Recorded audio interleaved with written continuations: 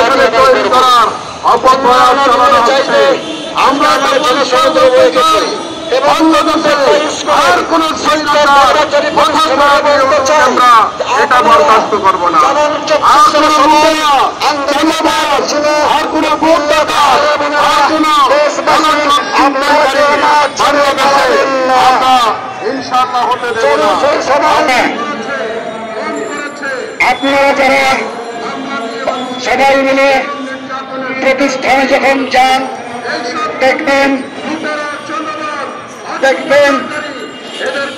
একজন প্রতিষ্ঠানের যা আমরা ছাত্রবৃন্দ থাকে তারা কত অসহায় ভাবে আসে। আমরা যখন যাই স্কুল থেকে বেতন বাধা কোনো কিছু পাই না, বরঞ্চ ছাত্ররা নিজের আপনজন বাবা মা মনে করে দৌড়িয়ে আসে, ছড়িয়ে ধরে নেয়। আসাই কিন্তু পকেটে হাত পাই আমাদের ছাত্ররা মনে ভাবে আমার স্যাররা মনে হয় কিছু নিয়ে এসছে। হয় না ভাইরা? প্রায় ক্ষেত্রে হয়। কিন্তু দেখুন খেয়ে না খেয়ে কত কষ্ট করে হলে এই প্রতিবন্ধী বাচ্চাদেরকে আমরা নিয়ে না খেয়ে তাদের বিনোদনের চেষ্টা করি, তাদেরকে ভালো মানুষ দেওয়ার চেষ্টা করি, তাদের মধ্যে অন্ন তুলে দেওয়ার চেষ্টা করি। তো যেন আমরা নিজের পকেটের টাকা দিয়ে তাদেরকে বিনোদনের জন্য শিক্ষাতে ধরে নিয়ে যাই, কারণ তাদের তো অধিকার আছে।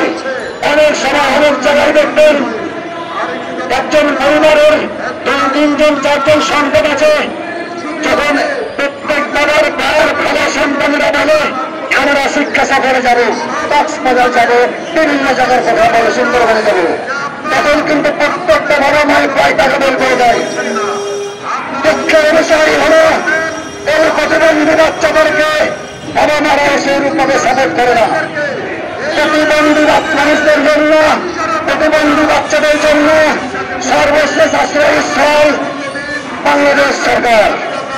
তাই কিনা প্রিয় ভাইয়েরা, প্রতিবন্ধী বাচ্চাদের আদরের জন্য সর্বশেষ আশ্রয়স্থল বাংলাদেশ সরকার।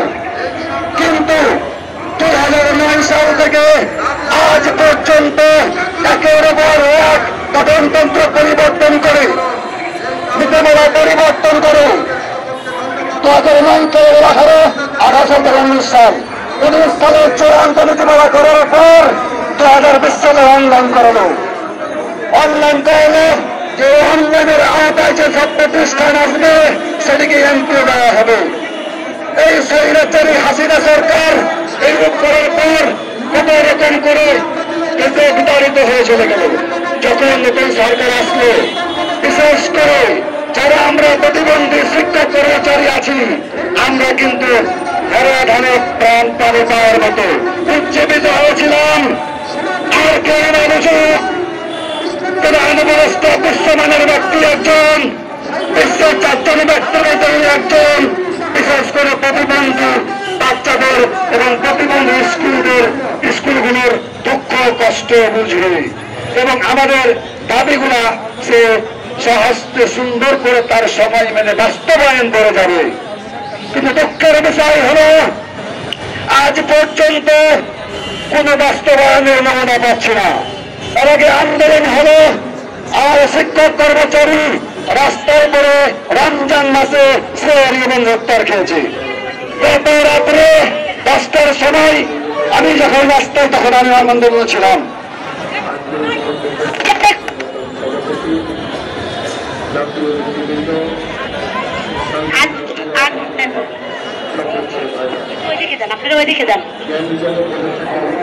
আমার যদি অধিকার কাজ করতে আসতে জীবন দিতে হয়, এরকম রাষ্ট্রের বিবেকের কাছে আমরা কি চাই? আমরা এর প্রমাণ চাই। আজকে যদি আমার কোনো ভাই বোন আহত হয়ে মৃত্যু সজ্জায় যায়, তার দায়ভার এই রাষ্ট্রকে নিতে হবে। এক ইঞ্চি ছাড় দেব না এই রাষ্ট্রকে। যে রাষ্ট্র থেকে আমাদের জীবন দিতে হবে, সেই রাষ্ট্রের প্রধানকে দায় নিতে হবে।